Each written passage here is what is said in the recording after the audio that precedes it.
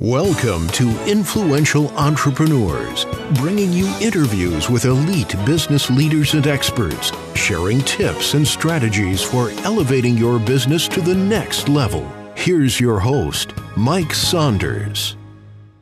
Hello and welcome to this episode of Influential Entrepreneurs. This is Mike Saunders, the Authority Positioning Coach. Today we have with us Troy Underwood, who is the author of How to Launch Your Side Hustle, Start and Scale a Business with Minimal Capital. Troy, welcome to the program. Glad to be here. Hey, give me a little bit of background on yourself and then what prompted you to write your book, How to Launch Your Side Hustle, because I've seen for years and said for years that today, as compared to 10 years ago, that side hustle, that moonlighting, that side business is so much easier to start because of technology and the gig economy that we are in. So I'm excited to hear about your book, but give us a little bit of background on yourself. Background on myself, I've been an entrepreneur in some scale, way, shape, or form since I was in elementary school. And I didn't really think about it too much. I just did it. And then I thought back and I said, well, that was kind of entrepreneurial. That was really neat. So it wasn't strange that I eventually wanted to run my own business as an entrepreneur. It was pretty easy. You brought up the technology, absolutely easy, I think, to be able to do your full-time job and then start a side hustle that can eventually grow to be your main source of revenue.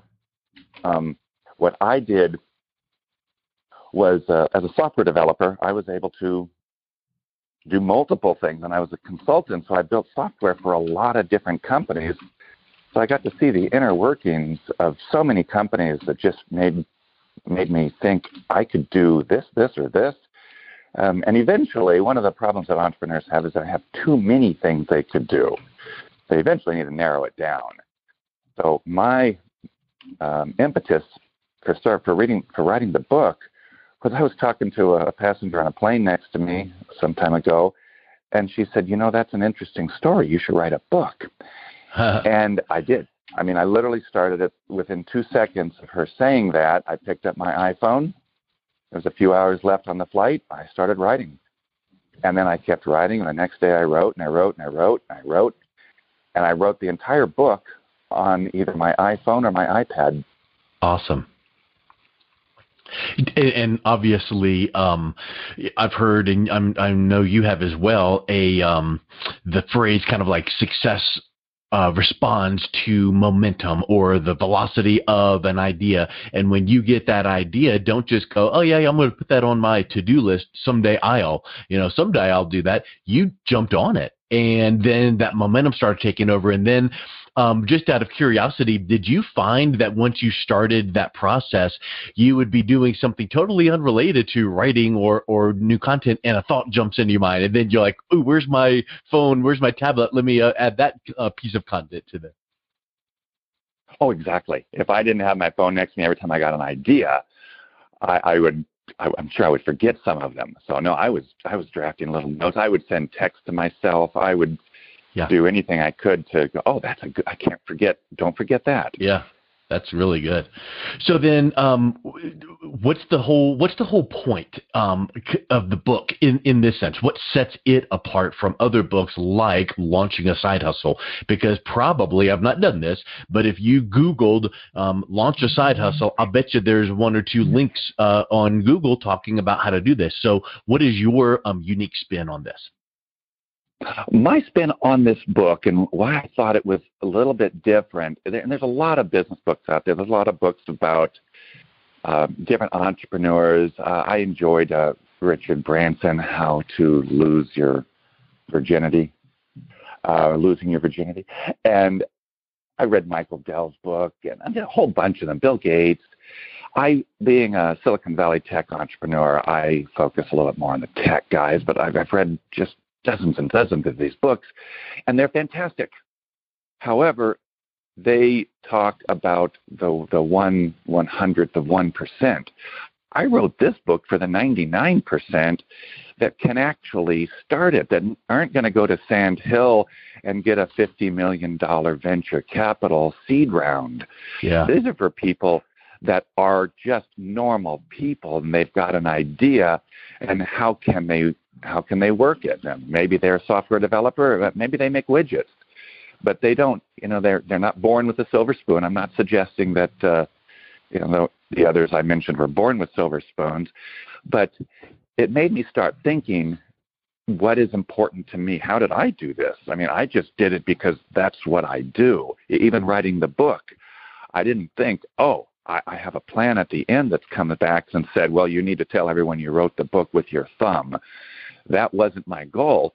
I looked back at it afterwards and said, no excuses. People say, well, I would write a book, except I didn't have a typewriter, or I didn't have a computer, or my keyboard was. I just think there's no excuse. Just start doing it. You might plan a little bit ahead. There's nothing wrong with planning, but don't let anything stop you. And everybody that has a failed business always has some excuse. And stop it with the excuses. Just get down and do it and make it happen. So this is for the 99%. These are for the people that maybe can get a credit card. They've exhausted their rounds of friends, fools, and family. They can't quite get up to angel investor. How are they going to do this? And what type of ideas can they use to be resourceful?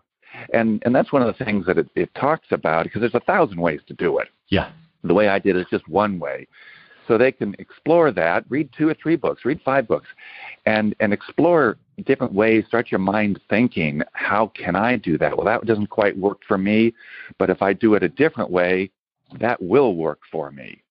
Not everybody's, the software is easy, especially if you are a programmer, because you are your own labor. You don't have to go out there, drum up some money and get someone else to work for you. When you start out, you can just start working, start making it. So maybe you're working your side hustle between 9:30 and 11 p.m.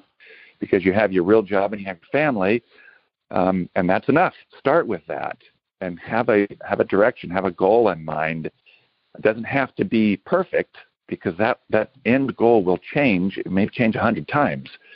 But you basically know the direction you want to go and keep at it. I liked how you mentioned after you exhausted your first round of friends, fools, and family, because that's typically where people go is, let's look at some credit cards. Once you've exhausted that, what is the next best step that someone can go to?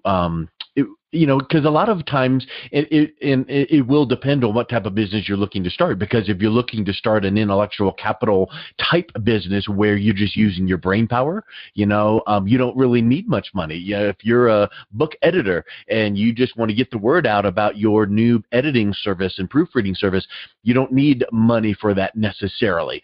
But if you wanted to start a brick and mortar or start something that needed equipment, now we need to have money. Where are you guiding people once they've kind of exhausted that initial burst, where people have maybe helped them out a little bit, but now they need to go more? Well, it's a little bit like Barry Sanders as a running back. You have your plan, the offensive line does their job, and then all of a sudden, whoops, this defensive guy wasn't supposed to be there, so I better turn left or I better turn right. So you have to do it a little bit like that. As you see some obstacle coming your way, you need to work around it. Or get over it or under it. But there's control your expenses. Make sure. I see a lot of people, they get really excited and they do have some brick and mortar. They want to open a small business, it could be a bakery or something. And they go out there and over commit on the rent. Yeah. And it's just not going to carry them for any length of time to get some real momentum going. So be very careful on that. Do it as small as you can. Don't go out and try to, buy a fancy car or fancy anything. Just make sure that you live within your means. So the expense side is very important. And then on the income side, make sure you get some revenue. Start rolling. And also think about it with your exit in mind. The exit can be anything you want. It might be, yes, I want to run this till I'm 87 and then give it to my kids or grandkids. Or it can be, no, I want to run this 5 to 7 years and sell it. To get an investment banker, put it on the market and sell it. Mine, I told my employees, I am not going to let my grandkids run this. I'm going to sell this in 5, 6, 7 years. It took more than that, but we're always working towards that goal. The financing side of it, I talk about this a lot in the book, can be a lot of different things. And it could be credit cards. It could be a second on your house. I mean, people have to be very, very aware of the risk involved in borrowing against a credit card or even a second on your house. I really used real estate. I looked back on it. I didn't say I'm going to go in this with a plan to use real estate to finance my business venture, but that's what I eventually ended up doing mostly. Now people say, well, how are you going to go buy some real estate? But buying a real estate is a whole separate topic, and yes, you can buy nothing down over the phone. There's a lot of creative ways to buy real estate, and I've done several of them. I mean, it's an interesting world there. But I used it to start the business, and I made more money on the business than I did on the real estate. And then I invested back in real estate, sometimes successfully, sometimes not successfully, because at one point I made money and then I lost it all. And a fair amount of that was real estate related in 2008. But that's just part of the story of life. Yep, you got it. What do you say to someone that likes the idea of side hustle and extra income? Should everyone be an entrepreneur, or should everyone consider having that side hustle? Because I feel like sometimes there would be those outliers where it would be detrimental to divert your attention from your main focus. I firmly believe that not everyone should be an entrepreneur. Everyone should consider it, maybe look at it and say, does this fit me? Does this fit my personality?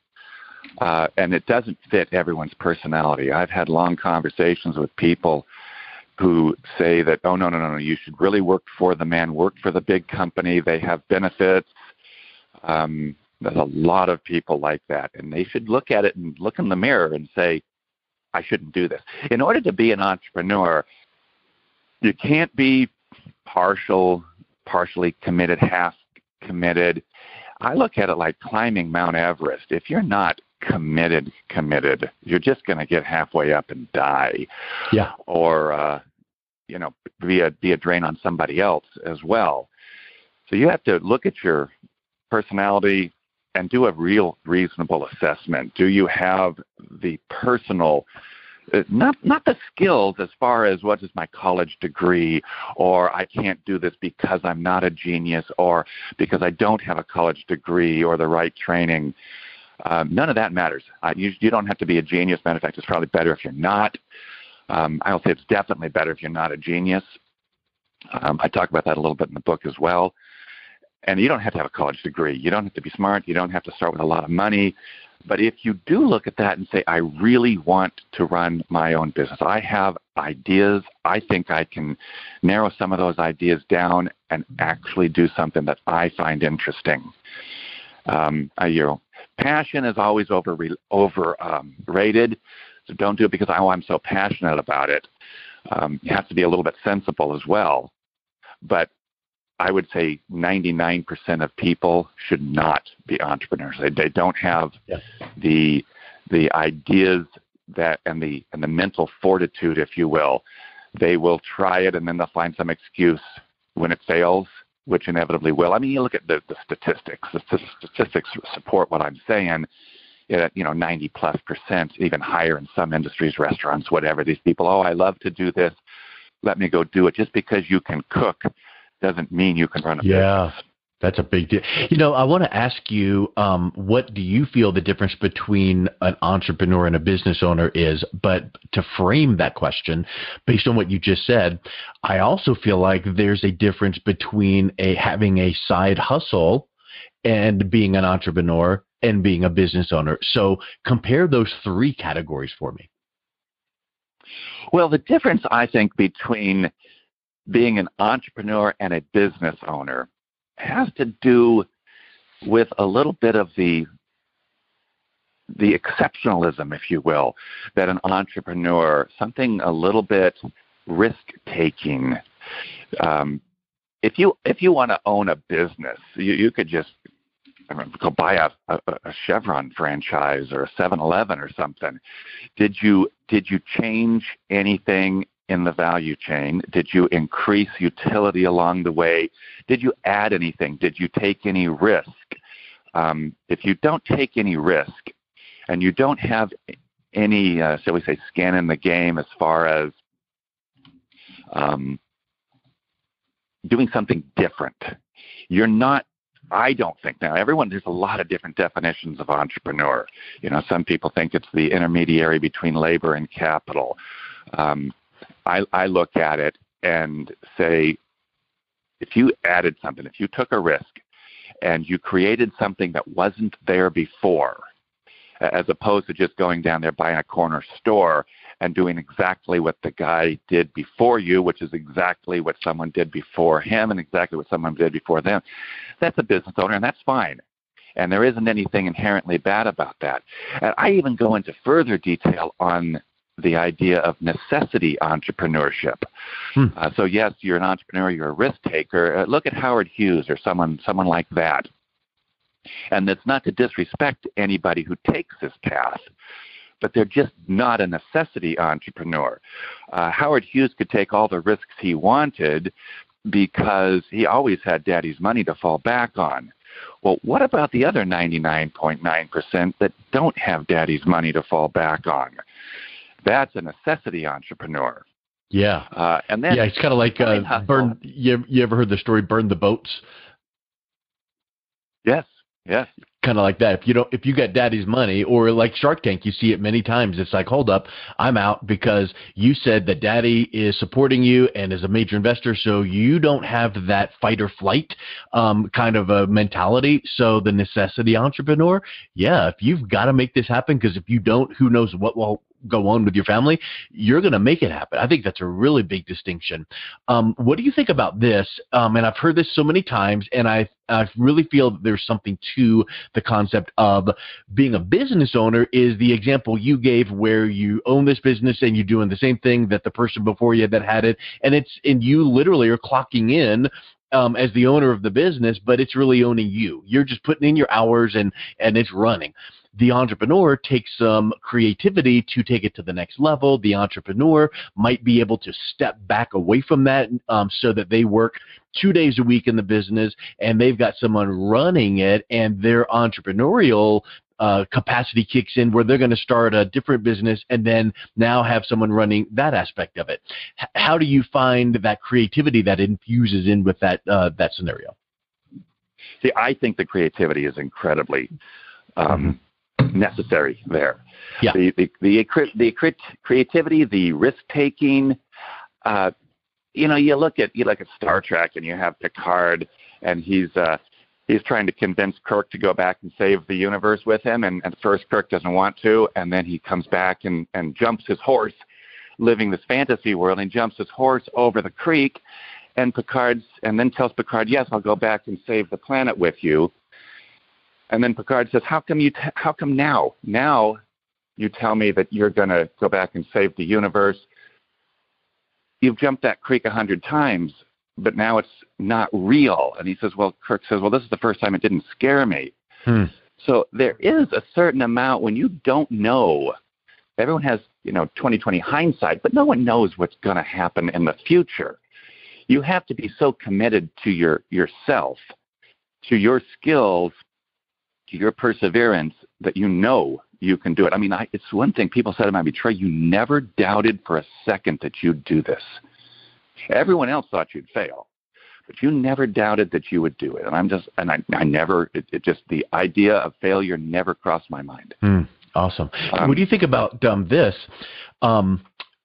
We talked about the difference between entrepreneurship, business owner. I almost wonder if some people are, got their feet firmly planted in the corporate world, but they've kind of got that inkling like, could I be a business owner? Could I be an entrepreneur? That side hustle could be the gateway to kind of dip that toe in the water and go, okay, hold up. I don't need to quit my job and put my family at risk and start this business and hope that the statistics failure statistics take over. I'm going to start that side hustle and kind of get some momentum going on the side and then see where it goes. Is that kind of the approach that you took in your book? Well, I present that as an option, but Yeah. to just casually see where it goes, you could be Barry Sanders. I mean, you can move right and left and just see, and sometimes you need to take a step back and say, well, I tried this and it didn't quite work, but I have this other opportunity. And then you have to ask yourself, okay, somebody came along, offered me this great job, and I don't have to have the late nights.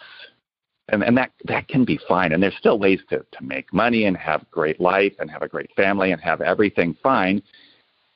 If somebody has that entrepreneurial fire burning, then they may not take that. They may turn down that fantastic job and really want to step out on their own and just take that risk. So I never said I have to do it with this time frame, and I have to do it with this software package or anything. I looked at it and said, okay, these are my rough timelines. This is what I roughly want to do. But I also, it's like the Eagle Scout, the Boy Scouts, be prepared. I was prepared for whatever opportunity might come my way. Yeah. And as I was developing software, I had a lot of opportunities and wondered, hey, if any of these, can I take any of these and really run with it? And I did. I took one that was really kind of interesting, an old paper. Everything I did was taking laborious, manual, labor-intensive tasks. One was filing motor vehicle paper titles, and I converted them all to electronic. And it's really kind of interesting because when you're a Silicon Valley software developer in the 80s, you're akin to a magician. You can do things that people haven't even conceived of yet, and it's commonplace to you. You're just like, well, why would you not use a computer? But at that time, most people did not use a computer. But every decade has something that's cutting edge like that. It doesn't have to be, oh, well, I missed that opportunity. There's going to be another opportunity next week and the week after. Just because, you missed the horse and buggy doesn't mean you can't pick up on the, agricultural automation. Or now, just because you missed the microcomputer revolution in the 80s doesn't mean you can't develop iPhone apps in 2007 or 8 or 9. So there's always an opportunity. Just look and see, and you don't need to be on the bleeding edge. You can take something that's already well established. When I went out there with the electronic titles, I had to convince people to use the internet long before Al Gore even invented it, and that was tough. Yeah. To do business on the internet, I mean, the idea didn't exist, and I'm like, no, we can do this on the internet. Eventually, it took off. But I only did it because it made good sense. I wasn't going, I need to be setting up a new standard for business on the planet. It was just, hey, somebody invented this thing called a browser, and I can use this to do all this stuff. And eventually I could do the work of 100 people just by making it all electronic. And then with the second business, I did kind of the same idea. We did health insurance, benefits, enrollment, eligibility, benefits administration, which was very paper intensive. People would fill out the same application for medical, dental, vision, cancer insurance. Same information. We just took it electronically and then submitted it to the insurance carriers electronically, automating it and eliminating the need for people to use a pen and paper. So somebody else can find what works for them. I never went to high school and said, oh, I want to be the king of paperless titles. That's what I want to be when I grow up. I was going to go to medical school. So be okay with changing your direction if you And watch out for that side hustle, because that's like what you said earlier, reminded me of the old quote, funny quote, luck is when success is when luck and preparation meet, so, have a little bit of luck, a little bit of preparation, a little bit of, or that all leads to success, because Otherwise, that opportunity presents itself and you, A, won't recognize it, and B, wouldn't be prepared for it even if you did recognize it. So for those that are listening that may want to look at starting their business with minimal capital and launching a side hustle, what would you say or what's the best way to pick up a copy of your book? I'm sure it's on Amazon. Do you have a website that you can point people to as well? Yes, the book is on a number of sites, Amazon. It's on Target, eCampus. You can Google it. But if you go to troyunderwood.net, you'll see a little bit more about me, about the book, how you can use it to really give you ideas to take your side hustle to a reality. Excellent. Well, Troy, thank you so much for coming on today. It was really fun talking to you about these fun topics. It's been a pleasure. Thank you so much. You've been listening to Influential Entrepreneurs with Mike Saunders. To learn more about the resources mentioned on today's show or listen to past episodes, visit www.influentialentrepreneursradio.com.